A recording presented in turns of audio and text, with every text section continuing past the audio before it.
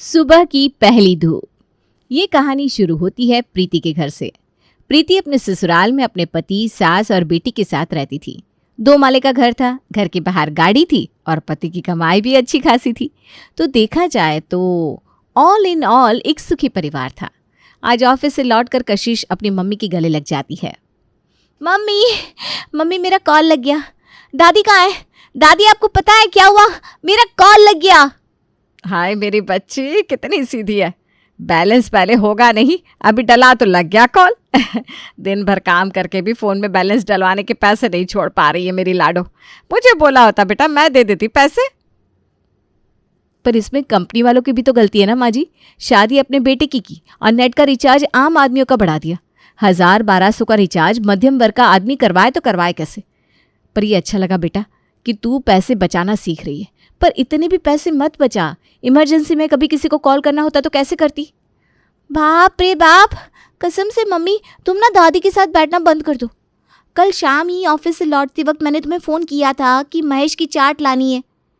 कहा था कि नहीं? यानी कि मेरे फ़ोन में बैलेंस है। अच्छा हाँ, सुबह भी तो तुमने मुझे ऑफिस से कॉल किया था। तो फिर तू किस कॉल की बात कर रही है बेटा? कहीं तो अपने किसी लड़के दोस्त का कॉल तो नहीं मिला रही थी जो आज मिल गई? बता दे, शर्मा मत। हाँ बोल दे, दादी ना तेरी बड़ी फ्रैंक है। भाई साहब, आप लोगों के सामने मैं अपनी खुशी बांटने आई क्यों? पापा कहाँ है? तेरा बाप तो ऑफिस में है, अब तो रात को 7 बजे आएगा। पर तू ऑफिस से इतनी जल्दी क्यों आ गई? कहीं कोई घर पर आने वाला तो नहीं है? मैं जा रही हूँ कमरे में, पापा के आने के बाद ही बाहर आऊंगी। रात को खाने के टेबल पर क्या प्रीति, तुम भी ना। तुम्हारी बेटी शेयर के कॉल पुट की बात कर रही थी। 10,000 कमाया हमारी बेटी ने।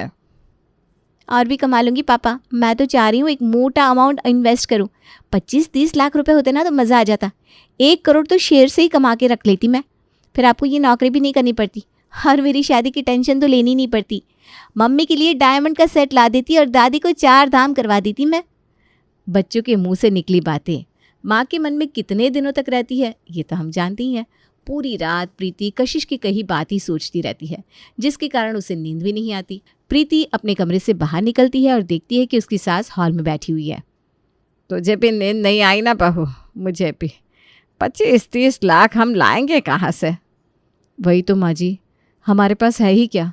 बाहर खड़ी एक खटारा कार जिसके 1 लाख के ऊपर कोई देगा नहीं, और दूसरा ये घर। अगली सुबह। अरे मम्मी तुम ये क्या बोल रही हो? नहीं नहीं नहीं, ये बहुत रिस्की है। ऊपर का फ्लैट क्यों बेच दे? रेंट पर लगा देंगे ना, बेचना क्यों है? अरे तू ज़्यादा दिमाग मत लगा बेटा।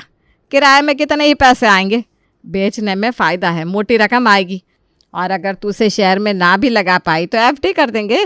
जितना किराया किराएदार देते उतने का तो ब्याज ही आ जाएगा।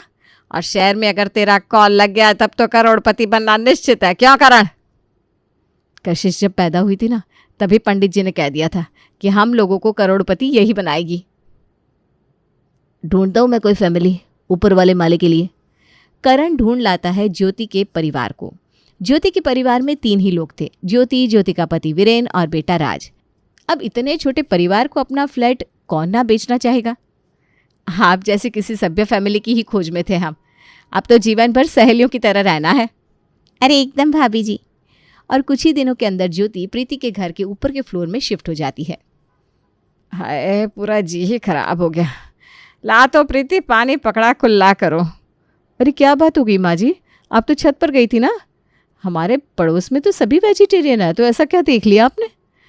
अरे बोलती नहीं हूँ मैं, पर अभी देखा तो। छत पर चलो। छत पर चिप्स, कुरकुरे के पैकेट सब जगह गिरा पड़ा रहता था।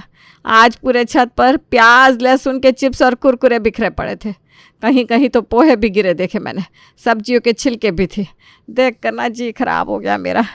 2-4 पर तो बचते बचाते पैर भी पड़ गया। अब जो भी है तो खाने की चीज़ ही। दादी बिल्कुल ठीक कह रही है मम्मी। आजकल मैं भी ना छत पर जाती हूँ तो कोई ना कोई खाने की चीज़ गिरी रहती है, खास करके सब्जी के छिलके। लगता है ऊपर वाली भाभी छत पर ही सब्जियाँ काटती है। अरे तो हमने कब मना किया छत पर सब्जी काटने से? पर कम से कम जो कचरा फैला है उसे हटाकर तो जाए। मैं आज ही बात करती हूँ इस बारे में ज्योति से। कुछ देर बाद जैसे ही वीरेन अपने बेटे को स्कूल छोड़ने जाने के लिए निकलता है, प्रीति उसे टोकते हुए कहती है, और सब ठीक तो है ना वीरेन? जी भाभी, सब अच्छा है। फ्लैट लंबा चौड़ा है, छत भी अच्छा है, धूप भी अच्छी आती है, घर ऊंचा है ना आपका। मैं खुद भी छत पर आना चाह रही थी, पर सोच रही थी कैसे शुरू करूं। अब आपने बात छेड़ दी है तो कहती हूँ। आपको तो पता ही हम लोग प्याज व्याज नहीं खाते, पर आपको जो बनाना है अपनी रसोई में बना सकते हैं। पर कम से कम छत पर उन चीज़ों के छिलके तो मत छोड़िए। आज मेरी सास का पैर पड़ गया, जी खराब हो गया बेचारी का। और आपका बच्चा तो शहर के कितने बड़े स्कूल में पढ़ता है, ईटिंग हैबिट सिखाई नहीं लगता है। आए दिन छत पर चिप्स कुरकुरे के रैपर्स रहते हैं। अब हमारे घर पर तो कोई ये चीज़ खाता नहीं। तभी अंदर से शोभा कहती है, सिर्फ रैपर नहीं रहते बहू, चिप्स कुरकुरे भी गिरे रहते हैं। पूरी बात बताना। मैं अपने तरीके से बात कर रही हूँ ना माँ जी। बताओ वीरेन, अच्छा लगता है क्या? हम भी तो रहते हैं यहाँ। इस बारे में तो मुझे कुछ पता नहीं था भाभी, मुझे काम से फुर्सत ही कहाँ होती है कि मैं छत पर जाऊँ। पर ठीक है, मैं बात करता हूँ ज्योति से। वीरेन ज्योति से इस बारे में बात करता है और ज्योति झल्ला जाती है। इसीलिए मैं किसी और के घर में फ्लैट लेना नहीं चाह रही थी, मुझे पता था ये बातें होंगी ही। हो गई ना शुरू। अरे नहीं, मतलब बुरे तरीके से नहीं कह रही थी भाभी, उन्होंने बस ये कहा कि छत को साफ रखो, ये घर आपका भी है और हमारा भी। दोबारा ये बात निकली ना तो मैं भी अच्छे से जवाब दे दूंगी वीरेन। शाम को ज्योति और वीरेन अपने बेटे के साथ बाहर जा रहे होते हैं। उन्हें देखते ही शोभा टोक देती है, और कहाँ जा रही हो बेटा? मेरे बेटे को खाने का तरीका सिखाया गया है या नहीं वो बात की बात है आंटी जी, पर आपसे मुझे ये उम्मीद नहीं। आपको दिख रहा है ना कि हम बाहर जा रहे हैं और बाहर जाते वक्त किसी को टोकते नहीं है। ये कहकर ज्योति इस रस्सा कस्सी को और कस देती है। 2 दिन बाद इस खराब माहौल को और खराब करती हुई शांति खाने की टेबल पर आकर कहती है, पिछले 3 सालों से मैं इस घर में झाड़ू पोछे का काम कर रही है भाभी, आज तक सीढ़ियाँ इतनी गंदी नहीं रही जितनी अब रहती है। कभी तेल, कभी साबुन, और छत बाबा रे बाबा। ये सब उस बच्चे का काम होगा। बच्चे की क्या गलती माँ जी? वो तो बच्चा है, उसकी माँ को समझना चाहिए ना। अब उसकी माँ समझे ना समझे, अगर सीढ़ियाँ और छत इसी तरह गंदे रहे ना तो 600 रुपये में मेरे से झाड़ू पोछा नहीं हो पाएगा। हाँ, हफ्ते में सिर्फ एक ही बार तो छत और सीढ़ियाँ साफ करती है तू, 600 में क्यों नहीं हो पाएगा शांति? अरे भैया, पहले आपके घर में इतनी गंदगी कहाँ रहती थी। अब तो तेल के दाग छुड़ाने में मुझे आधे घंटे से ऊपर लग जाता है और दूसरी जगह जाने में देरी हो जाती है ना। जितना वक्त सीढ़ियों को साफ करने में लग रहा है उतने में मैं दूसरे घर के काम भी कर लेगी। और मैं एक्स्ट्रा पैसे आप लोगों को देने थोड़ी ना कह रही हूँ। इस घर में अब नए लोग भी आ गए तो उसके हिसाब से आधे पैसे उनको भी देने चाहिए। आखिरकार गंदगी तो वही मचा रहे हैं। ये हुई ना बात शांति, इस घर में बिजनेस वुमन वाला दिमाग या तो तेरा है या मेरा। और शाम को शोभा पहले ही जाकर छत पर बैठ जाती है ताकि जैसे ही ज्योति छत पर चढ़े वो पैसे की बात कर ले। कुछ देर बाद ज्योति राज के साथ छत पर आती है। बच्चे को टहलने के लिए लेकर आई हो ज्योति बेटा, अच्छी बात है। चिप्स बहुत खाता है हमारा राज और गिराता भी है। वो क्या है ना बेटा, काम वाली कह रही थी कि अब वो सीढ़ियों और छत पर झाड़ू नहीं लगाएगी। आप लोग पैसे कम दे रहे होंगे आंटी जी। कम पैसे दे या ज़्यादा, आज तक पैसे तो हम ही दे रहे थे ना बेटा, पर पहले उसे कभी दिक्कत नहीं हुई। दिक्कत तो अब शुरू हुई है जब से आप लोग आए हैं। अब यह घर आपका भी है और हमारा भी, और छत की सीढ़ियाँ तो दोनों परिवार इस्तेमाल करते हैं ना, तो उस हिसाब से आधे पैसे आपके भी देने बनते हैं। क्योंकि जब से आप लोग आए हैं सीढ़ियों में न जाने क्या क्या गिरा रहता है। और ये छत इसके कचरे के बारे में तो कितनी बार बता चुकी हूँ मैं। इस बारे में आपने हमें पहले तो बताया नहीं था आंटी जी, और अगर आपको पैसे लेने ही थे तो फ्लैट बेचते वक्त बोलना चाहिए था ना। अच्छा ठीक है, नहीं लेते पैसे, आप छत पर आना छोड़ दीजिए। ऐसा तो आप नहीं करेंगे ना? तो हम ये 500-600 रुपये की बात में बहस नहीं करना चाहते, पर अगर आप पैसे देंगे ही नहीं तो आपको सीढ़ियाँ गंदी करने में दुख भी नहीं होगा। इसलिए कहीं कहीं पैसे निकाल देने चाहिए ताकि पता चले कि घर अपना है, पब्लिक प्रॉपर्टी नहीं है जहाँ खाया वहीं रख दिया। पैसे अगर दूंगी मैं तो फिर इस्तेमाल भी अच्छे से ही करूंगी। ज्योति को जाना नहीं है इन लोगों ने।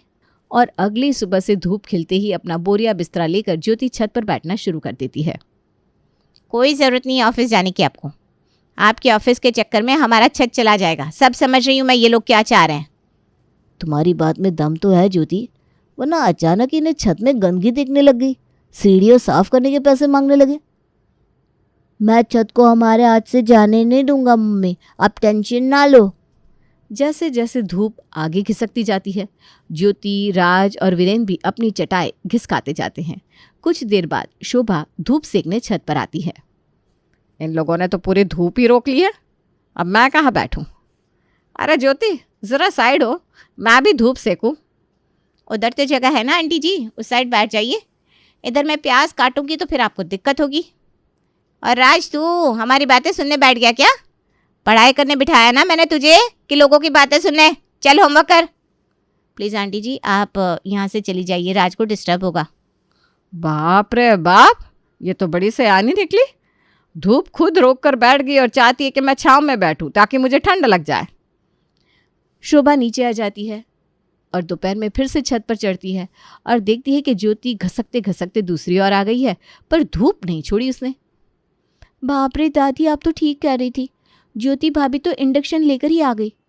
यहीं खाना वाना बनाकर ही नीचे उतरेंगी लगता है। मुझे तो लगता है इन लोगों का इरादा हमारी छत पर कब्जा करने का है माँ जी। ये शेर है तो मैं भी सवा शेर हूँ। अगली सुबह सूरज की पहली धूप पड़ते ही मैं छत पर आकर बैठ जाऊंगी। और 7:15 होते ही प्रीति छत पर आ गई, एक हाथ में पंखा और चादर और दूसरे में सब्जियां लेकर। यहीं सब्जियां काट लूंगी और धूप भी सेक लूंगी। राज को स्कूल भेजने के बाद ज्योति ऊपर आती है।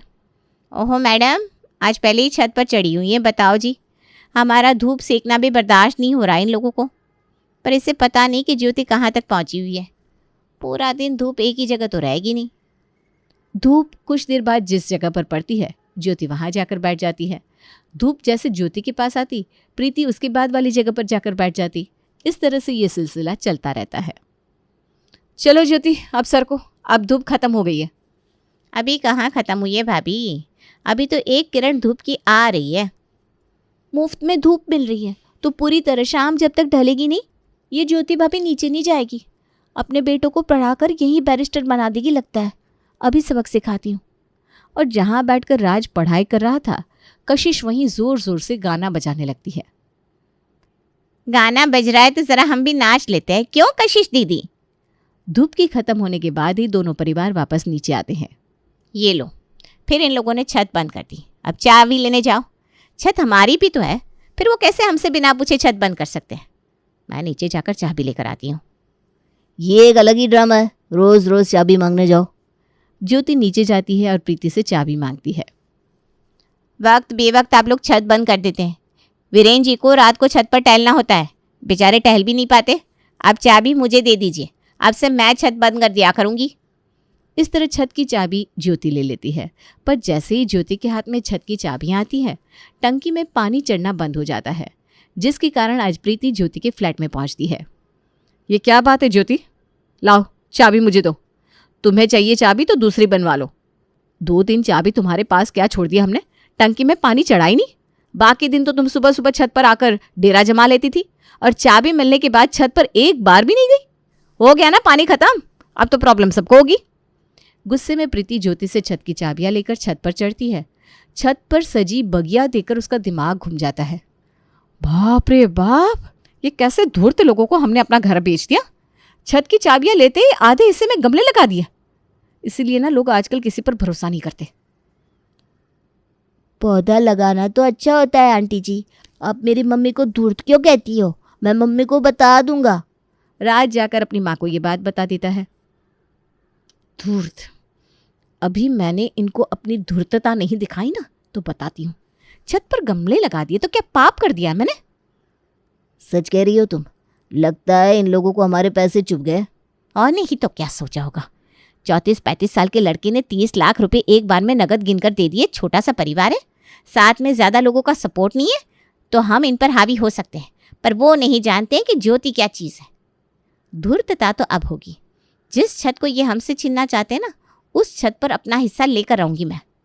यहाँ ज्योति अपनी बातें अपने घर वालों के सामने रख रही थी, तो वहाँ प्रीति भी इस बारे में सबके सामने चर्चा कर रही थी। आधे हिस्से में हम भी गमला लगा देते मम्मी। मुझे तो ये ज्योति भाभी के इरादे कुछ ठीक नहीं लगते।